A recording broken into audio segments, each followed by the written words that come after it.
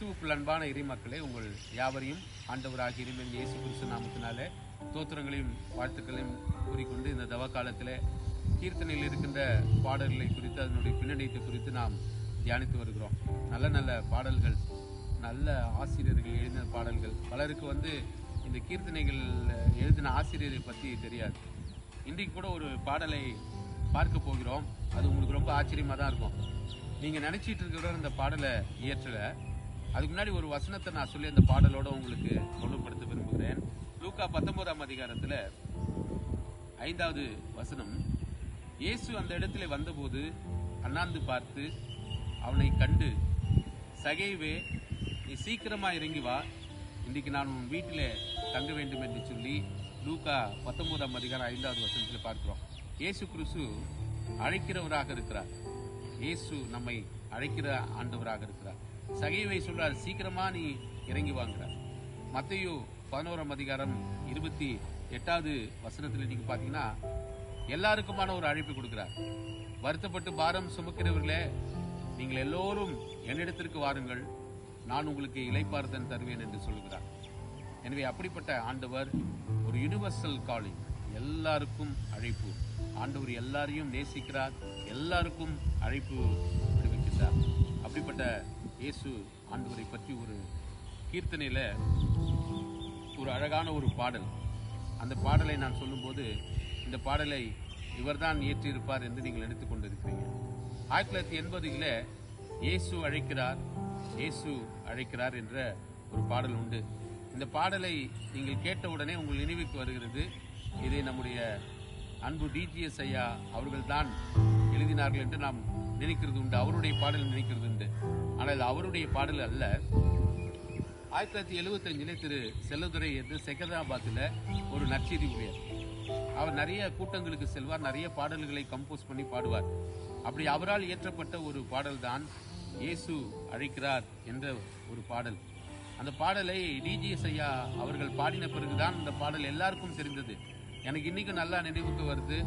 நான் 5வது படிக்கும்போது ஞாயிற்றுக்கிழமை சாயந்தரம் 6:30 மணி ஆச்சுன்னா எங்கள் அப்பா அங்கேருந்து ஒரு சத்தம் போடுவார். எல்லாரும் ஓடியாந்து அந்த ரேடியோக்கு முன்னாடி உட்காந்துருவோம். அப்போது இயேசு அழைக்கிறார், இயேசு அழைக்கிறார் என்ற பாடலை கேட்ட ஞாபகம் இன்னைக்கும் உண்டு. அப்போதிலிருந்து இயேசு அழைக்கிறார் பாடலை டிஜிஎஸ்ஐயாக தான் எழுதிதான் நாங்கள் நினைச்சோம்.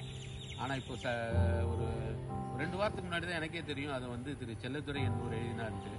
எவ்வளோ அழகான ஒரு பாடல் தெரியுமா? அந்த பாடலை நம்ம பாடலாமா? கண்ணீரெல்லாம் துடைப்பார், கண்மணி போல் காப்பார், கார்மேகம் போன்ற கஷ்டங்கள் வந்தாலும் கருத்துடன் உன்னை காத்திடுவார். கண்ணீரெல்லாம் துடைப்பார், கண்மணி போல் காப்பார், கண்ணீரெல்லாம் கண்மணி போல் காப்பார், கார்மேகம் போன்ற கஷ்டங்கள் வந்தாலும் கருத்துடன் உன்னை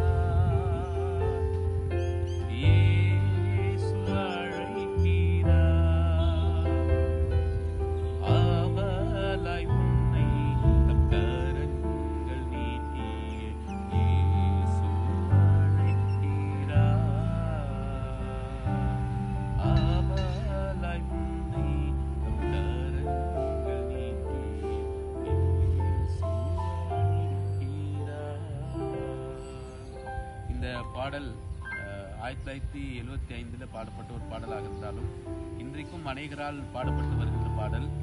எனவே இந்த பாடலை இயற்றிய திரு செல்லத்துரை ஐயா அவர்களுக்கும் இதை பிரபலமாக்கிய டாக்டர் டிஜிஎஸ் ஐயா அவர்களுக்கும் நான் உண்மையாகவே கிறிஸ்துவுக்களாக நன்றி செலுத்துவோம். இந்த பாடலை பாடுங்கள், அவருடைய நாமத்தை மகிமைப்படுத்துங்கள். God bless you.